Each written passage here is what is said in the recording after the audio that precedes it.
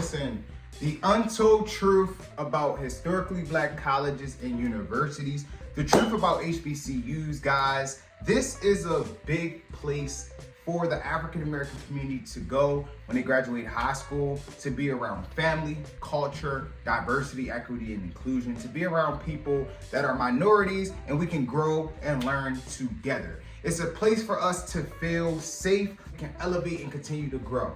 Now, there are some other things that we do not usually see about HBCUs in the forefront, that what is publicized, but behind the scenes of being a college student attending the HBCU, you have to deal with problems of financial aid.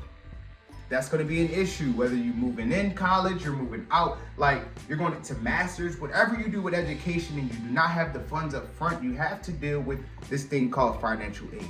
And the financial aid department takes so long for your money to come in sometimes. Sometimes you don't even get approved. And then sometimes university systems can mess this process up. Now, moving into infrastructure, let's talk about the buildings, right? We have millions and millions of dollars going to these big D1, D2, and D3 historically black colleges and universities, and the students are not seeing that.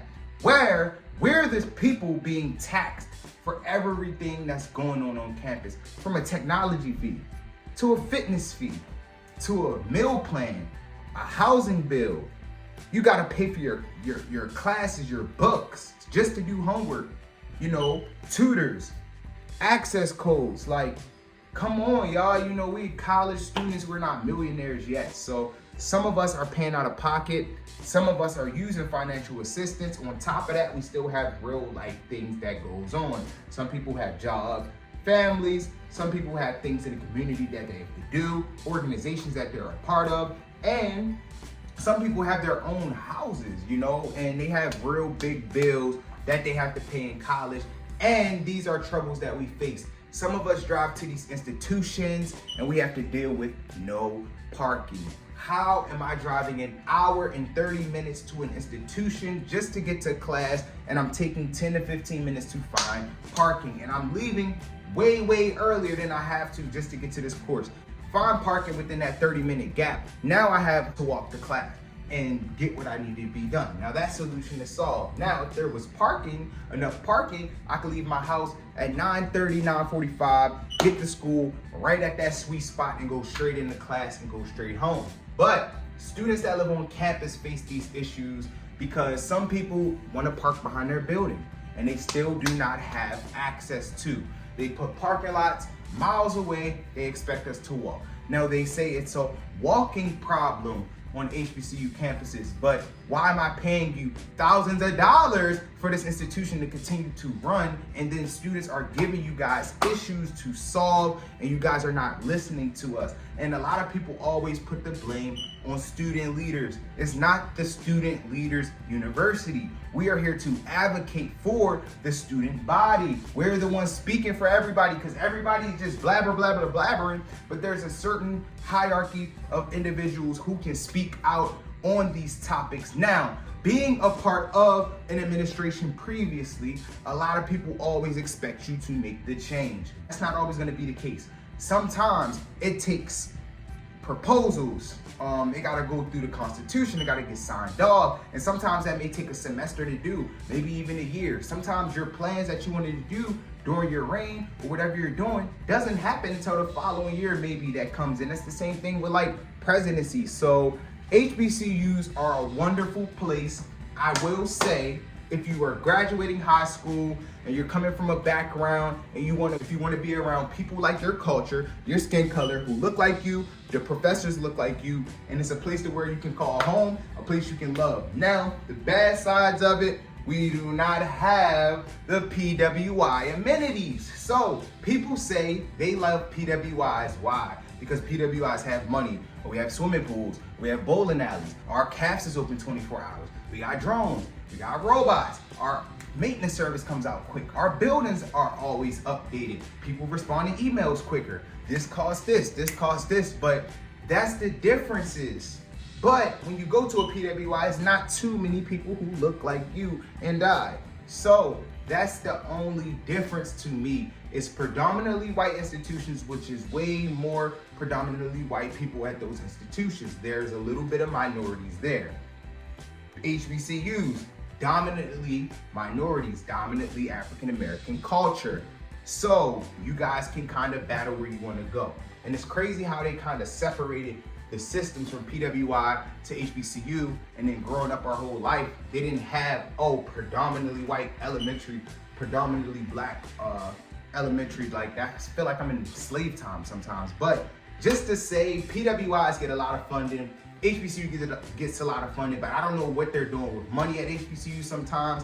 But I hear a lot of things on these campuses, whether it's gun control, people getting robbed, people getting shot up.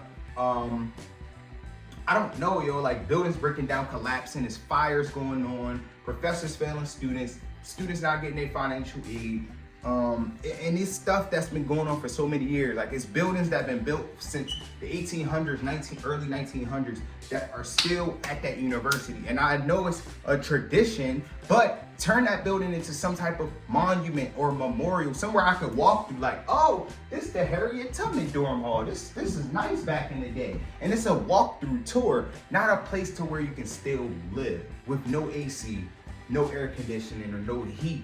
That's not okay, but you still are taking out $6,000 plus a meal plan plus all these extra fees that you guys charge. We must do better. If you guys are watching this video, please like this video, share this video, because we need to make a change. If you guys know any other leaders, any other YouTubers, anybody else that needs to hear this message, or who can spread this message, or who else we can collab with to make this change, it starts first with us. Speaking out on the issues, speaking out on the problems.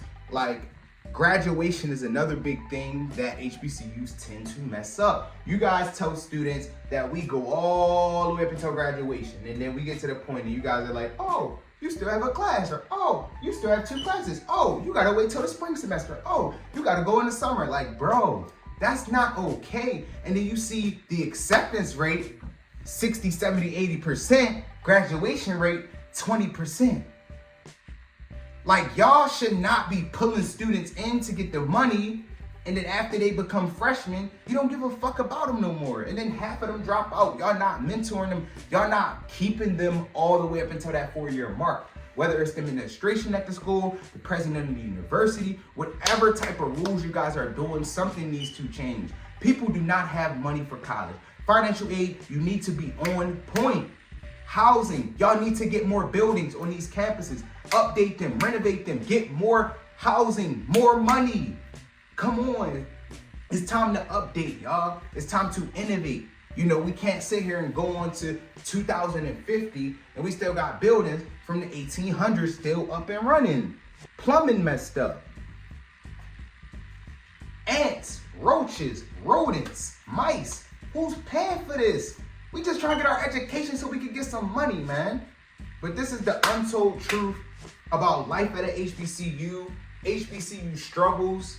I think things that we should really work on as a population, things that we need to work on as historically black colleges and universities. If you are in high school, middle school, elementary, if you are at a community college and you're trying to figure out what's your next step, there are a lot of HBCUs that are well known. They have great programs.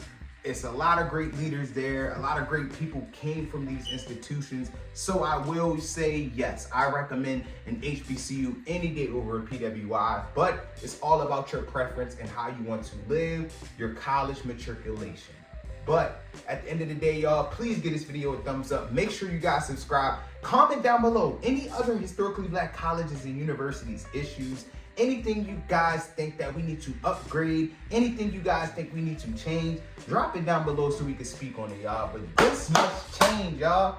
And if you got into any HBCU recently, congratulations to you all. I am so happy for this moment for you all, because this is a pivot and a journey in your life. Before I came to a HBCU, I was a totally different person.